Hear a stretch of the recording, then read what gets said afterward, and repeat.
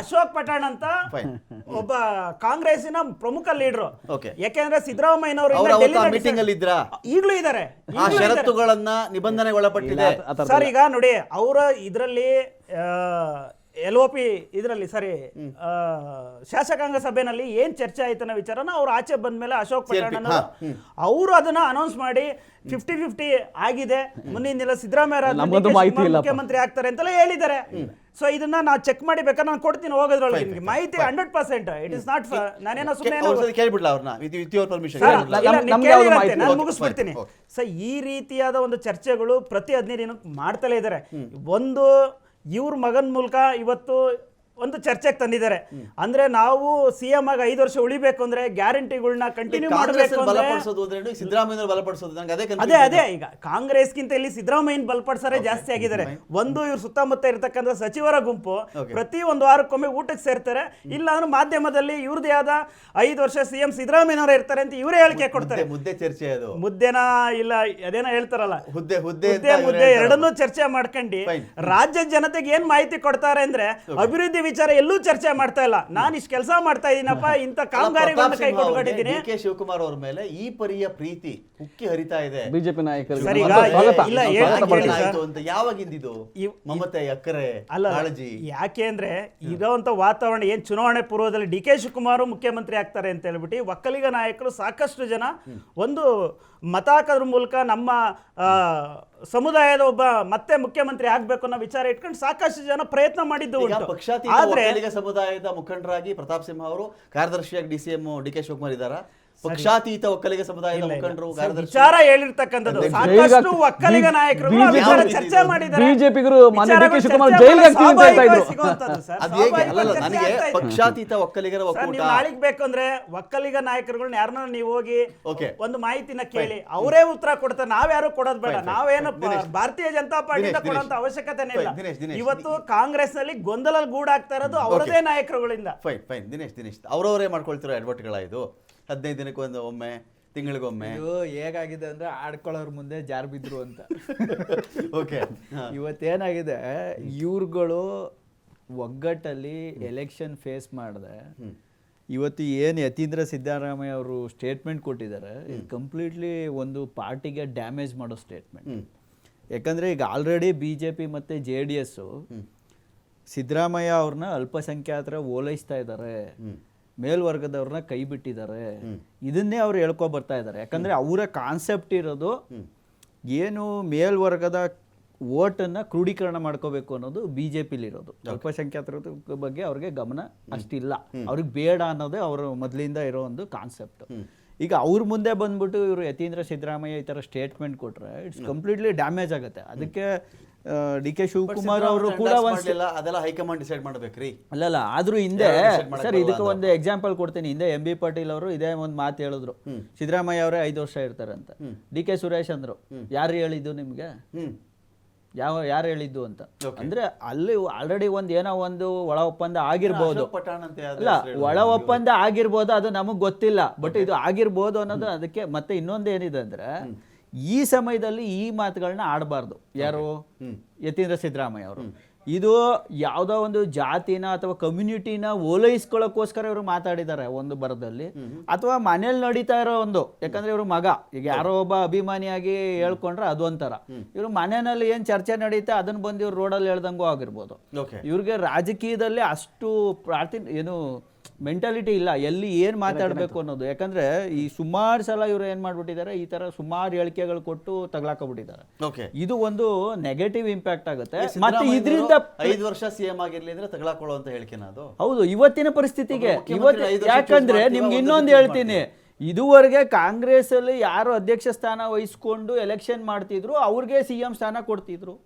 ಇವತ್ತು ಅವರು ಅಧ್ಯಕ್ಷ ಸ್ಥಾನ ತಗೊಂಡು ಕೂಡ ಅವರು CM ಸ್ಥಾನ ವಂಚಿತರಾಗಿದ್ದಾರೆ. ಅಂದ್ರೆ ಏನೋ ಒಂದು ಕಮಿಟ್ಮೆಂಟ್ ಇದೆ, ಇನ್ನೊಂದು 2.5 ವರ್ಷ ಕೊಡ್ಬೋದೇನೋ, ಅಲ್ಲ ಅಥವಾ ಲಾಸ್ಟ್ 2 ಇಯರ್ಸ್ಗಾರು ಕೊಡ್ಬೋದೇನೋ ಅಂತ ಒಂದು ಅವರು ಒಂದು ಆಕಾಂಕ್ಷೆ ಇರುತ್ತೆ. ಆ ಟೈಮಲ್ಲಿ ಇವ್ರು ಈ ತರ ಮಾಡೋದ್ರಿಂದ ಇದು BJP ಮತ್ತು JDS ಪ್ಲಸ್ ಮಾಡ್ಕೋತಾರೆ. ಅದರಲ್ಲೂ ಕುಮಾರಸ್ವಾಮಿ ಅವರು ಇದನ್ನ ನಾನೇ ಈಗ ನೋಡಿದ್ರ ಒಕ್ಕಲಿಗರಿಗೆ ಇವರು ಮೋಸ ಮಾಡಿದ್ರು ಕಾಂಗ್ರೆಸ್ನವರು, ನಮ್ ಕಡೆಗೆ ಓಟ್ ಕೊಡಿ ಒಕ್ಕಲಿಗರುಗಳು, ಈ ತರ ಒಂದು ಎಲೆಕ್ಷನ್ ಸ್ಟ್ರಾಟಜಿಗೆ ಅವ್ರು ಮುಂದೆ ಹೋಗ್ತಾರೆ. ಪ್ರಸನ್ನ ಕುಮಾರ್, ಅದೇ ರೀತಿ ನಡೆಯೋದಿದು. ಈಗ ರಮಕಾಂತ್ ಯತೀಂದ್ರ ಅವರ ಹೇಳಿಕೆನ ಸ್ವಲ್ಪ ಸೂಕ್ಷ್ಮ ಗಮನಿಸಿದ್ರೆ ಓಕೆ, ಅವರಿಗೆ ಅನುಭವ ಇದೆಯೋ ಕಡಿಮೆ ಇದೆಯೋ ಜಾಸ್ತಿ ಇದೆಯೋ ನಾನು ಅದ್ರ ಬಗ್ಗೆ ಚರ್ಚೆ ಹೋಗೋದಿಲ್ಲ. ಯಾಕೆಂದ್ರೆ ಅವರೊಂದು ಪ್ರಮುಖವಾದ ಒಂದು ಪೊಸಿಷನಲ್ಲಿ ಇದ್ದಾರೆ. ಅವರು ಇವತ್ತು ಅಧಿಕಾರದಲ್ಲಿ ಗೆಲ್ಲದೇ ಇದ್ರೂ ಒಂದು ತೀರ್ಮಾನ ಮಾಡುವಂಥ ಹಂತದಲ್ಲಿದ್ದಾರೆ ಅವರು. ಕೆಲವು ಓಕೆ, ಆಡಳಿತ ಮಟ್ಟದಲ್ಲೋ ರಾಜಕೀಯ ಮಟ್ಟದಲ್ಲೋ ಕೆಲವು ಒಂದು ಪ್ಲೇಸ್ನಲ್ಲಿದ್ದಾರೆ. ಹಾಗಾಗಿ ಆ ವಿಚಾರಕ್ಕೆ ಹೋಗ್ದಲೇ ಅವರ ಹೇಳಿಕೆಯನ್ನು ನೀವು ಸೂಕ್ಷ್ಮ ಗಮನಿಸಿದ್ರೆ 2-3 ಸಂದೇಶಗಳು ನಿಮಗೆ ಸಿಗ್ತದೆ. ಓಕೆ, ಮೊದಲನೇ ಸಂದೇಶ, ಸಿದ್ದರಾಮಯ್ಯನವರು 5 ವರ್ಷ ಮುಖ್ಯಮಂತ್ರಿಯಾಗಿ ಸಂಪೂರ್ಣವಾಗಿ ಮುಂದುವರಿಬೇಕು ಅಂತ ಹೇಳಿದ್ರೆ ಕಾಂಗ್ರೆಸ್ ಹೆಚ್ಚಿನ ಸೀಟ್ಗಳನ್ನು ಗೆಲ್ಲಬೇಕು ಅನ್ನೋದು ಮೊದಲನೇ ಸಂದೇಶ ಅವ್ರು ಕೊಡ್ತಾರೆ. ಅದರಲ್ಲಿ ಇನ್ನೊಂದು ಸಂದೇಶ ಅಡಗಿದೆ. ಟಾಸ್ಕ್ ಒನ್, ಒಂದು ಒಳಗೆ ಕಡಿಮೆ ಸಿಕ್ಕಿದ್ರೆ 5 ವರ್ಷ ಅವ್ರು ಮುಂದುವರಿಯೋದು ಕಷ್ಟ ಆಗುತ್ತೆ. ಅಲ್ಲಿ 2 ಅರ್ಥ, ಮುಖ್ಯಮಂತ್ರಿ ಬದಲಾಗ್ತಾರೋ ಅಥವಾ ಪಕ್ಷದ ಸರ್ಕಾರನೇ ಬದಲಾಗ್ತದೋ. ಆ ಸಂದೇಶನೂ ನೀವು ಸೂಕ್ಷ್ಮ ನೋಡಬೇಕಾಗ್ತದೆ. ಸರ್ಕಾರ ಬದಲಾಗೋದು ಅಂದ್ರೆ ಯಾವ ತರ? ಅದು ಹೇಳೋಕ್ಕಾಗೋದಿಲ್ಲ. ಅವ್ರ ಹೇಳಿಕೆನೆಲ್ಲ ಸಂದೇಶಗಳಿದೆ. ಅದು ಬೇರೆ ಸರ್ಕಾರ ಬರುತ್ತೆ, ಏನ್ ಬೇಕಾದ್ರೂ ಆಗ್ಬೋದು. ಮೈತ್ರಿ ಆಗುತ್ತೋ ಮತ್ತೊಂದು ಆಗ್ತದೋ.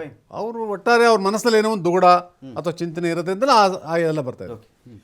ಇನ್ನೊಂದು ಬಹಳ ಸೂಕ್ಷ್ಮ ಹೇಳ್ತಾರೆ. ಎಲ್ಲೂ ಅವ್ರ ಬಾಯಿ ತಪ್ಪಿ ನಾಯಕತ್ವ, ಲೀಡರ್ಶಿಪ್ ಎಲ್ಲ ಬಹಳಷ್ಟು ವಿಚಾರಗಳು ಮಾತಾಡ್ತಾರೆ. ಎಲ್ಲೂ ಸಹ KPCC ಅಧ್ಯಕ್ಷರನ್ನ ಅವರ ಹೆಸರು DK ಶಿವಕುಮಾರ್ ಹೆಸರನ್ನ ಎಲ್ಲೂ ಪ್ರಸ್ತಾಪ ಮಾಡೋದಿಲ್ಲ. ಓಕೆ, ಅದು ಯಾವ ನೆಲದಲ್ಲಿ ಅವ್ರು ನಿಂತ್ಕೊಂಡು ಮಾತಾಡ್ತಾ ಇರೋದು?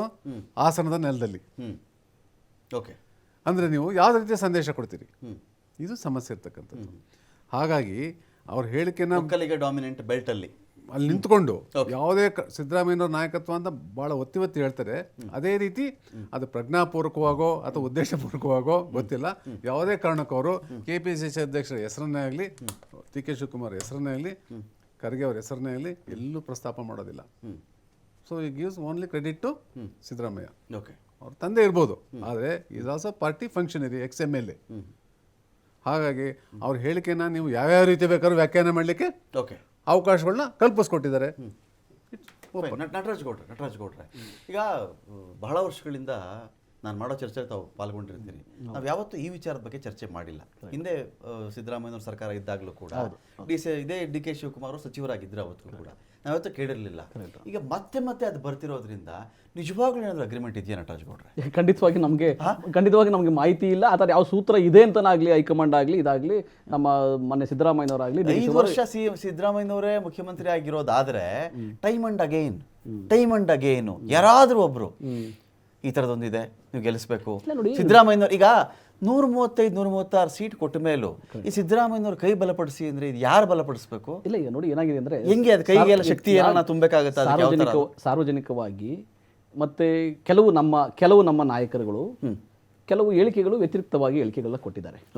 ಅದು ಓಪನ್ ಸೀಕ್ರೆಟ್. ಅದೇ ಬಣ ರಾಜಕಾರಣಕ್ಕಿಂತ ಎಲ್ಲ ಅಭಿಪ್ರಾಯ ಭೇದ ಇರ್ಬೋದು. ನಮ್ಮಲ್ಲಿ ಏನಂದ್ರೆ ಮಾನ್ಯ ಸಿದ್ದರಾಮಯ್ಯನವರು, ಮಾನ್ಯ DK ಶಿವಕುಮಾರ್ ಇಂತೆಂತ ಸಣ್ಣ ಪುಟ್ಟ ಸಮಸ್ಯೆಗಳು ಯಾರಿಗೆ ಜೈಕರ್ ಹಾಕೊಂಡ್ರು, ಯಾರು ಪರವಾಗಿ ಮಾತಾಡಿದ್ರು ಕೂಡ ಇದು ಚುನಾವಣೆ ಮುಂಚೆನೂ ಇದೇ ರೀತಿ ಇತ್ತು. ಬಟ್ ಅವ್ರ ಇಬ್ಬರದು ಉದ್ದೇಶ ಒಂದೇ, ಚುನಾವಣೆ ಗೆಲ್ಲಬೇಕು, 135 ಸೀಟ್ ಗೆಲ್ಲಬೇಕು, ಅದೊಂದೇ ಚುನಾವಣೆ ಉದ್ದೇಶ. ಆ ಗೆಲುವನ್ನ ತಂದುಕೊಟ್ಟಿದ್ದಾರೆ. ಈಗಲೂ ಅಷ್ಟೇ, ಯಾರು ಏನೇ ಮಾತಾಡ್ಕೊಳ್ಳಿ, ಇದನ್ನು ಚರ್ಚೆ ಮಾಡಬೇಕಾದ್ದು ಮಾನ್ಯ ಸಿದ್ದರಾಮಯ್ಯನವರು, ಮಾನ್ಯ DK ಶಿವಕುಮಾರ್ ಮತ್ತೆ ಹೈಕಮಾಂಡ್. ಅಷ್ಟು ಬಿಟ್ರೆ ಬೇರೆ ಯಾರಿಗೂ ಇದಕ್ಕೆ ಅವಕಾಶವನ್ನು ಕೊಟ್ಟಿಲ್ಲ. ಒಬ್ಬ ನಾಯಕ ಗಟ್ಟಿಯಾಗುವ ಹಾದಿಯಲ್ಲಿ ತನ್ನ ಸ್ಥಾನ ಭದ್ರಪಡಿಸಿಕೊಳ್ಳುವ ಹಾದಿಯಲ್ಲಿ ಒಂದಷ್ಟು ಸಮುದಾಯಗಳಿಗೆ, ನಾನು ಅದನ್ನ ಹೀಗೆ ಹೇಳಬೇಕಾದ್ರೆ, ಈ ಮಾತನ್ನು ಯಾರು, ಯಾರಿಗೆ, ಯಾವ ಸ್ಥಳದಲ್ಲಿ, ಯಾವಾಗ, ಏಕೆ ಹೇಳಿದರು ಅಂತ ಕೇಳಬೇಕಾಗತ್ತೆ. ಏಕೆ ಹೊಸದಾಗಿ ಆ್ಯಡ್ ಆಗಬೇಕಾಗತ್ತೆ. ಅದು ಇಂಪಾರ್ಟೆಂಟ್. ಅದನ್ನೇ ಪ್ರಸನ್ನ ಕುಮಾರ್ ಅವರು ಹೇಳ್ತಾ ಇದ್ರು, ದಿನೇಶ್ ಅವರು ಹೇಳ್ತಿದ್ರು. ಯಾವ ನೆಲ?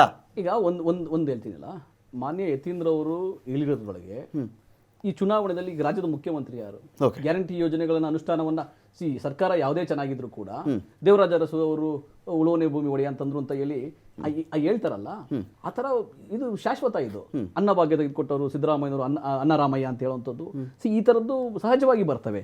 ಈಗ ಮುಖ್ಯಮಂತ್ರಿ ಅವರು ಆಗಿರೋದ್ರಿಂದ ಮುಖ್ಯಮಂತ್ರಿಯವರ ಕೈ ಬಲಪಡಿಸಿದ್ರೆ ಸರ್ಕಾರದ ಕೈ ಬಲಪಡಿಸಿ ಅಂತ ಅದೇನು ಪಕ್ಷನೂ ಅದರಿಂದಲೇ ಸದೃಢನೆ ಆಗೋದು. ಹಂಗೇನು ಅದೇನು ಬೇರೆ ಬೇರೆಯಾಗಿ ವಿಭಿನ್ನವಾಗಿ ಹೇಳಿಕೆ ಅವರ ಅರ್ಥದ ಮಾತುಗಳಲ್ಲಿ ಗೂಢಾರ್ಥ ಏನೋ ಇದೆ ಅಂತ ನಾನು ಅನ್ಕೊಳ್ಳಲ್ಲ. ಲೋಕಸಭಾ ಚುನಾವಣೆಗೂ ಇಲ್ಲಿ ಸರ್ಕಾರ ಬಲಪಡಿಸಕ್ಕೂ ಸಂಬಂಧ ಏನು? ಚುನಾವಣೆ ಸೀಟ್ ಬರೋದು ನಾವೇನ್ ಗೊತ್ತಾ, ಲೋಕಸಭಾ ಚುನಾವಣೆ ಫಲಿತಾಂಶದ ಇಲ್ಲಿ ಏನಾದ್ರೂ ಚೇಂಜ್ ಆಗುತ್ತಾ ಅಂತ. ಏನು ಬದಲಾವಣೆ ಆಗದಲ್ಲಿದ್ರು ಕೂಡ ಈ 5 ಗ್ಯಾರಂಟಿ ಯೋಜನೆಗಳಿದಾವಲ್ಲ, ಇದ್ರ ಮೇಲೆ ನಮಗೆ ಬಹಳ ಭರವಸೆ ಇದೆ. ಈ ಗ್ಯಾರಂಟಿ ಯೋಜನೆಗಳ ಅನುಷ್ಠಾನದಿಂದ ನಾವು ಗ್ಯಾರಂಟಿ ಯೋಜನೆಗಳ ಘೋಷಣೆಯಿಂದ 43% ತಗೊಂಡವರು ಅನುಷ್ಠಾನದಿಂದ 53% ಮತಗಳು ಬರಬೇಕು ನಮಗೆ. Okay. ಆ ಉದ್ದೇಶ ಇದೆ ನಮಗೆ. ಸಾರ್ವತ್ರಿಕ ಮೂಲ ಆದಾಯದ ಕಲ್ಪನೆ ಇದೆಯಲ್ಲ, ಆ ಕಲ್ಪನೆಯ ಸಾಕಾರ ಈ ಗ್ಯಾರಂಟಿ ಯೋಜನೆ ಬಂದಿದ್ದರ ಪೂರ್ತಿ ಲಾಭ ಸಿದ್ದರಾಮಯ್ಯನವರಿಗೆ ಆಗ್ಬೇಕು. ಇಲ್ಲ, ಒಂದು ಸರ್ಕಾರಕ್ಕೆ ಗೌರವ ಬರುತ್ತೆ, ಈ ಸರ್ಕಾರಕ್ಕೆ ಹೆಸರು ಬರುತ್ತೆ. ಕರ್ನಾಟಕದ ಡಿ.ಕೆ. ಶಿವಕುಮಾರ್ ಅವ್ರಿಗೆ ಏನಿಲ್ಲ.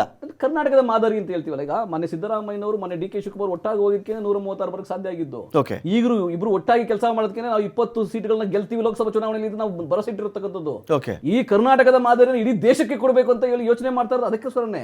Okay. ನಾವು ಈ ಗ್ಯಾರಂಟಿ ಯೋಜನೆ ಅನುಷ್ಠಾನ ಇದೆಯಲ್ಲ, ನಾವು ಸಾರ್ವತ್ರಿಕ ಮೂಲ ಆದಾಯದ ಪರಿಕಲ್ಪನೆಯನ್ನೇ Okay. ಈ ಗ್ಯಾರಂಟಿ ಯೋಜನೆಗಳ ಅನುಷ್ಠಾನ ವಾರ್ಷಿಕವಾಗಿ ಪ್ರತಿ ಕುಟುಂಬಕ್ಕೆ, ಬಡವರ ಕುಟುಂಬಕ್ಕೆ 50,000ದಿಂದ 60,000 ರೂಪಾಯಿ ದುಡ್ಡು ಹೋಗ್ತದೆ. ಇದು ಇಡೀ ದೇಶಕ್ಕೆ ಒಂದು ಮಾದರಿ ಆಗ್ಬೇಕು. ಈ ಸಾರ್ವತ್ರಿಕ ಮೂಲ ಆದಾಯದ ಪರಿಕಲ್ಪನೆ ದೇಶದಲ್ಲೇ ಇಂಪ್ಲಿಮೆಂಟ್ ಆಗಿ ಪ್ರಪಂಚಕ್ಕೆ ಒಂದು ಮಾದರಿ ಆಗ್ಬೇಕನ್ನೋ ಒಂದು ದೂರದೃಷ್ಟಿ ಈ ಯೋಜನೆಗಿದೆ. ಅದರೊಳಗೆ ನಾವು ಈ ಮಾತಾಡ್ಬೇಕಾದ್ರೆ ಏನೋ ಒಂದು ಮಾತು ಬಂದಿದೆ ಅಂದ್ರೆ ಅದಕ್ಕೆ ಗೂಢಾರ್ಥನೂ ಇಲ್ಲ, ಯಾವ ಉದ್ದೇಶನೂ ಇಲ್ಲ. ಬಟ್ ಎಲ್ಲ ಬಣ್ಣಗಳನ್ನು ಮಸಿ ನುಂಗಬಾರ್ದು, ಎಲ್ಲ ಬಣ್ಣಗಳನ್ನ ಮಸಿ ನುಂಗಬಾರ್ದು ನಟರಾಜ್ ಗೌಡ್ರೆ. ಮಾಡೋವರೆಗೂ ಮಾಡಿ ಮಾರ್ಲಾ ಮೇಲೆ ತೋರಿಸ್ಕೊಂಡ್ರಂತಾರಲ್ಲ, ಆ ಕಥೆ ಆಗ್ಬಾರ್ದು. ನಮ್ಮ ಉದ್ದೇಶ ನೋಡಿ ಸ್ಪಷ್ಟವಾಗಿದೆ, ನಮ್ಮ ನಾಯಕರುಗಳ ಗುರಿ ಸ್ಪಷ್ಟವಾಗಿದೆ. Okay. ಯಾರ ಎಂತ ಹೇಳಿಕೆ ಬರ್ಲಿ, ಯಾರ್ದು ತಕರಾರಿಲ್ಲ ಗೌಡ್ರೆ. ನಿಮ್ ನಾಯಕರ ಗುರಿ, ನಿಮ್ ಯೋಜನೆ, ನಿಮ್ ಸ್ಕೀಮು, ನಿಮ್ಮ ಆಶಾವಾದಗಳು ನಮ್ ತಕರಾರು ಇಲ್ಲ. ನಮ್ದು ಯಾರು ತಕರಾರು ಏನು ಮಾತಾಡ್ತಿಲ್ಲ ಅಲ್ಲಿ, ನಿಮ್ಮವರೇ ಮಾತಾಡ್ತಾರಲ್ಲ, ಅದು ನಿಮ್ಮನ್ನೇ ಕೇಳ್ತಾ ಇದೀವಿ ಅಷ್ಟೇ ನಾವು. I agree. ಯಾಕಂದ್ರೆ ಬಟ್ ಅದು ನಮ್ಮ ನಾಯಕರುಗಳಿಗೆ ಯಾರೋ ನೋಡಿ, ಪ್ರತಾಪ್ ಸಿಂಹ ಅವ್ರಿಗೆ ಎಷ್ಟು ಕಾಳಜಿ ಬಂದಿದೆ ಇವತ್ತು ಅಬ್ಸರ್ವ್ ಮಾಡಿದ್ರ ನೀವು? ಎಷ್ಟು ಪ್ರೀತಿ ಇದೆ ನೋಡಿ ಅವ್ರಿಗೆ. ಒಕ್ಕಲಿಗ ನಾಯಕರು ಅಂದಾಗ ಎಷ್ಟೊಂದು ಮಮತೆಯಿಂದ ಮಾತಾಡಿದ್ದಾರೆ ನೋಡಿ. ಇದೇ ನಾಯಕರುಗಳು ಅವ್ರು ಜೈಲ್ಗೆ ಹೋಗ್ತಾರೆ, ಮಾನ್ಯ ಡಿ.ಕೆ. ಶಿವಕುಮಾರ್ ಜೈಲ್ಗೆ ಹೋಗ್ತಾರೆ ಅಂತ ಭವಿಷ್ಯ ನುಡಿತಾ ಇದ್ದಾರೆ. ಓಕೆ, ಅವ್ರ ಮೇಲೆ ಐಟಿ ಇಡಿ ಸಿಬಿಐ ಬಿಟ್ಟಿದ್ದಾರೆ. ಮಾಡಿದ್ರೆ ಸಿಬಿಐ ಬಿಟ್ಟಿದ್ದಾರೆ. ನೀವು ಹೇಳಿ ಅದನ್ನ. ಒಂದ್ ನಿಮಿಷ ಅಲ್ವಾ, ಐಟಿ ಇಡಿ ಸಿಬಿಐ ಚೂ ಬಿಟ್ಟಿದ್ದಾರೆ. ನಾವೇನ್ ಹೇಳ್ತೀವಿ ಅಂದ್ರೆ, ಮಾನ್ಯ ಡಿ.ಕೆ. ಶಿವಕುಮಾರ್ ನಿಮ್ಗೆ ಒಲವಿದ್ರೆ ನೀವು ಅವ್ರ ಮೇಲೆ ಹಗೆ ಸಾಧಿಸೋದು ಬಿಟ್ಬಿಡಿ, ಅವ್ರ ಮೇಲೆ ದ್ವೇಷ ಮಾಡೋದು ಬಿಟ್ಬಿಡಿ.